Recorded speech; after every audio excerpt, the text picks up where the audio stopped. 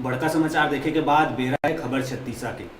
Korea के मनेन्द्रगढ़ नगर पालिका परिषद द्वारा नगर में गंदा और बदबूदार पानी के सप्लाई लले के भाजपा कार्यकर्ता और पार्षद मन के द्वारा एसडीएम के नाम तहसीलदार ला ज्ञापन सौंपे गई। कहीं के पानी टंकी में पानी ला साफ करे वाला एलम और क्लोरीन ब्लीचिंग पाउडर के उपयोग नगर पालिका द्वारा नहीं होते।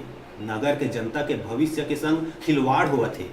नगर पालिका द्वारा सीधा नदी के पानी ला सप्लाई करे जाते, जेकर ले नगरवासी मन ला नदी के गंदा पानी पिए ला परत है।